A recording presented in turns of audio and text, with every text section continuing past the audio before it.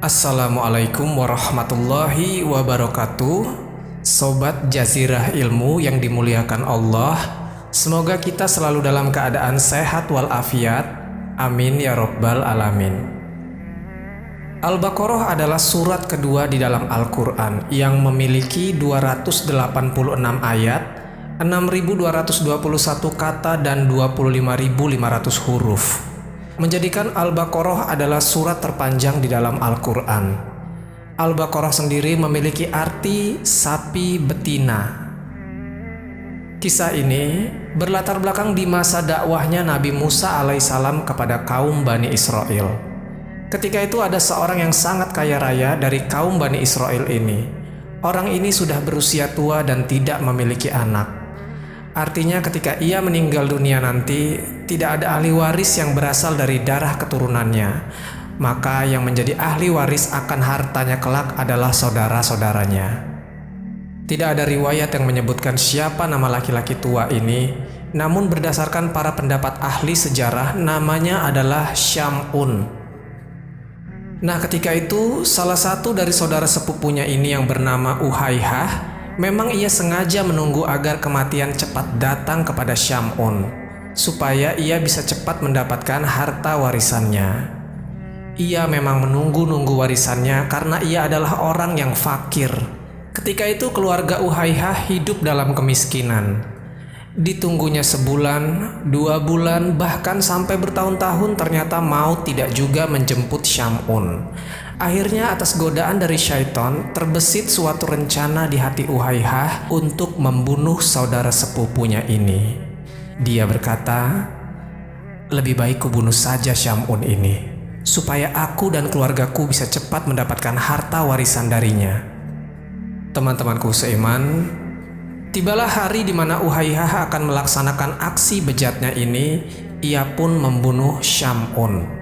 Lalu untuk menutupi kesalahannya, Uhaihah membawa jasad Syamun ke pinggir kota. Tujuannya supaya orang-orang antara kedua kota itu saling menuduh satu sama lain.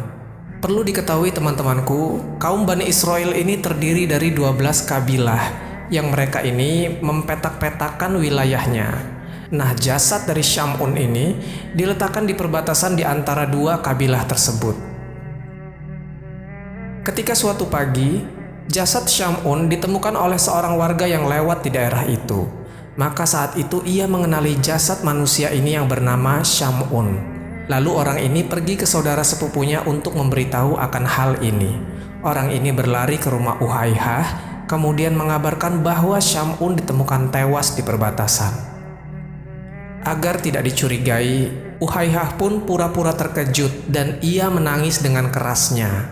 Selain berpura-pura sedih, Uhaihah juga menuduh bahwasanya penduduk kota sebelahlah yang membunuhnya.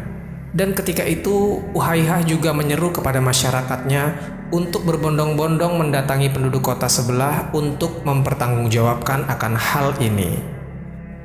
Mengetahui kota sebelah akan diserang dari penduduk Uhaihah ini, maka mereka pun juga bersiap-siap perang. Akhirnya ketika itu kedua kabilah ini semakin memanas. Mereka saling menuduh satu sama lain. Ketika konflik sudah mau dimulainya peperangan, tiba-tiba datang seorang kakek-kakek yang berusaha meredam emosi kedua kabilah ini. Kakek ini berkata, "Saudara-saudara sekalian, jangan biarkan setan menguasai kalian. Bukankah di tengah-tengah kita ada seorang Rasul? Mengapa kita tidak pergi menemui Nabi Musa untuk menanyakan keadilan akan tragedi ini?" Dan akhirnya kedua kabilah ini secara beramai-ramai menemui Nabi Musa. Lalu mereka pun menceritakan kronologis akan tragedi ini kepada Musa. Maka Nabi Musa pun berdoa kepada Allah Subhanahu wa Ta'ala agar diberi petunjuk untuk mengetahui siapa pembunuh dari Syamun ini. Setelah Nabi Musa mendapat petunjuk dari Allah Subhanahu wa Ta'ala, kemudian Nabi Musa memerintahkan kepada kabilah ini untuk menyembelih seekor sapi berjenis kelamin betina. Mendengar hal ini, ketika itu orang-orang dari kabilah ini menjadi heran dan bingung. Apa hubungannya ada orang mati yang dibunuh, terus ini disuruh menyembelih sapi? Lalu orang dari kabilah ini berkata, "Wahai Nabiullah, apakah engkau hendak menjadikan ini sebagai candaan?" Nabi Musa pun berkata, "Aku berlindung kepada Allah Subhanahu wa Ta'ala agar tidak menjadi salah seorang dari orang-orang yang jahil." Dari sini timbul pertanyaan, kenapa harus sapi? Kan bisa dengan hewan lainnya seperti kambing atau unta. Karena para ulama mengatakan di dalam hati orang-orang Bani Israel ketika itu masih menuhankan sapi. Sebagaimana kisah yang diceritakan bahwasanya Samiri pernah buat patung sapi untuk menggantikan Allah Subhanahu wa Ta'ala. Setelah diperintahkan untuk mencari sapi betina oleh Nabi Musa, bukannya langsung mencari, ini malahan orang-orang Bani Israel menanyakan mau sapi yang seperti apa, mau yang bagaimana, mau warna apa. Dan memang teman-temanku, orang-orang Bani Israel ini terkenal ngeyel dan sok pinter. Akhirnya ketika Nabi Musa mendengar banyaknya pertanyaan dari mereka tentang sapi ini, Nabi Musa memberikan ciri-ciri yang sulit yang terdapat pada sapi yang harus mereka cari. Nabi Musa berkata, "Carilah sapi betina yang tidak terlalu tua dan tidak terlalu muda, tidak terlalu kecil dan tidak juga terlalu besar." Namun orang-orang Bani Israel bukannya langsung mencari, mereka malahan menanyakan lebih detail tentang sapi ini. Mereka malah berkata, "Wahai Musa, berdoalah kepada Rabb-mu, mau seperti apa warna sapinya?" Setelah mendapatkan petunjuk, Nabi Musa berkata, "Carilah sapi betina berwarna kuning pekat, tak ada warna lain kecuali warna kuning di seluruh tubuhnya. Dan jika ada orang yang melihat sapi ini, ia akan langsung suka." Karena kengeyelannya ini, akhirnya Allah benar-benar memberikan tugas yang sulit untuk kaum Bani Israel ini. Coba saja jika di awal mereka suruh cari sapi, maka langsung saja mereka mencarinya tanpa bertanya ini dan itu. Akhirnya, penduduk Bani Israel ini mulai menyebar dan mencari sapi yang dimaksud ini. Sobat Jazirah Ilmu yang dimuliakan Allah, kita tahan dulu kisah ini, kita beralih ke kisah yang lain. Ada sebuah keluarga yang hidup dalam kemiskinan. Sebelum meninggal dunia, ayahnya menginfakkan seluruh hartanya dan hanya disisakan seekor anak sapi betina untuk anak dan istrinya. Artinya harta satu-satunya mereka ini adalah sapi warisan ayahnya ini. Ketika anak ini tumbuh dewasa dan ia sangat berbakti kepada ibunya, setiap hari anak ini pergi ke hutan mencari kayu bakar, kemudian dibawanya ke pasar dan dijual. Lalu ia belikan makanan untuk dirinya dan ibunya yang berada di rumah. Terus ia lakukan seperti ini untuk menyambung hidup dirinya dan ibunya. Pada suatu hari ibunya berkata kepada anaknya ini, "Sesungguhnya ayahmu dulu telah mewariskan seekor anak sapi betina untukmu dan ia tinggalkan di dalam hutan dan ambil hakmu atas sapi itu." Akhirnya pemuda ini memutuskan untuk pergi ke hutan dan didapatinya di sana sapi warisan ayahnya itu. Lalu sapi itu ia bawa pulang ke rumah untuk memberitahukan ibunya. Sesampainya di rumah, ibunya berkata, "Sesungguhnya engkau adalah orang fakir dan tidak memiliki harta. Engkau kerepotan mencari kayu bakar di siang hari dan melakukan qiyamul lail di malam hari. Oleh karena itu, pergilah jual sapi ini di pasar dengan harga 3 dinar." Lantas pemuda ini pun membawa sapi ini ke pasar dan menjualnya. Ketika sedang menunggu ada pembeli, tiba-tiba datang seorang laki-laki. Di sini Allah sedang menguji hambanya yang soleh ini, apakah ia amanah dalam menjalankan tugas dari ibunya. Di sini Allah utus seorang malaikat yang merubah bentuknya jadi seorang laki-laki.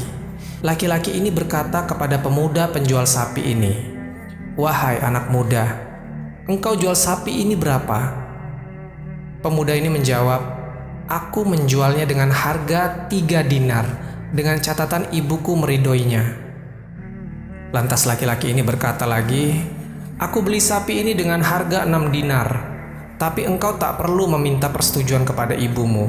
Kau ambil saja 3 dinar secara diam-diam, 3 dinar sisanya engkau berikan kepada ibumu." Pemuda ini berkata, "Seandainya engkau memberikan emas sebesar sapi ini pun, aku tidak akan memberikannya, kecuali dengan ridho ibuku." Kemudian pemuda ini pulang dan menceritakan kepada ibunya tentang harganya. Lalu sang ibu berkata, "Kembalilah ke pasar, jualah dengan harga 6 dinar berdasarkan ridho dariku."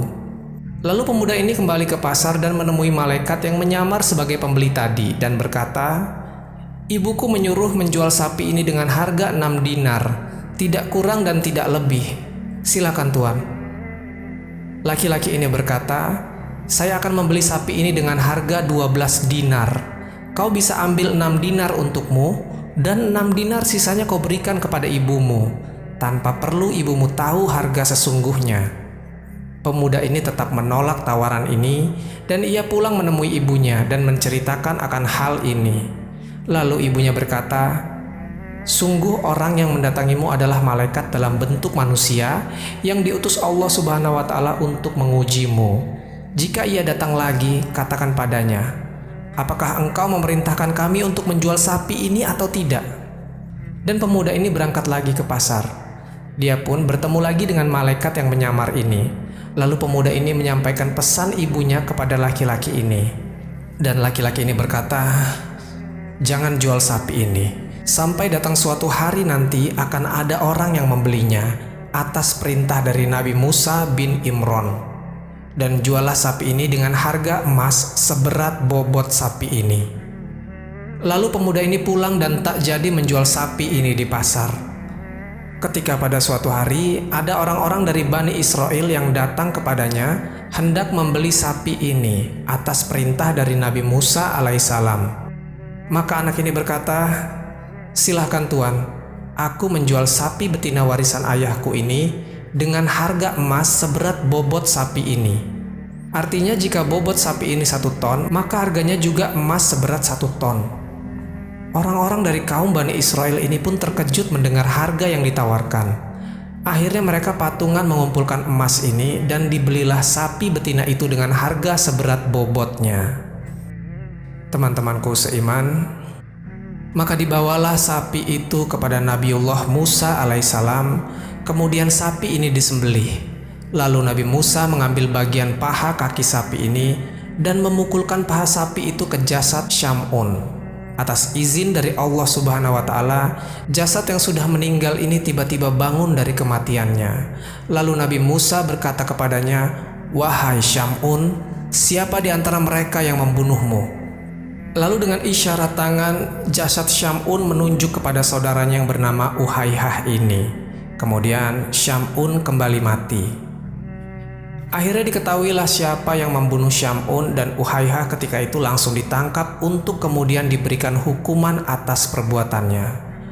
Akhir kisah, ada riwayat yang mengatakan seorang pemuda soleh yang tiba-tiba kaya raya tadi menikah dengan istri dari Syamun, seorang pedagang yang kaya raya. Akhirnya pemuda itu menjadi semakin kaya raya atas pernikahannya itu. Wallahu a'lam bishawab. Jadi itulah kisah tentang sapi betina di dalam surah Al-Baqarah. Semoga kisah ini bermanfaat. Lebih dan kurangnya mohon dimaafkan, yang benar datangnya dari Allah Subhanahu wa Ta'ala. Khilaf ataupun keliru itu datangnya dari saya pribadi sebagai manusia biasa. Sampai ketemu di kisah-kisah seru yang penuh makna selanjutnya. Saya akhiri. Wassalamualaikum warahmatullahi wabarakatuh.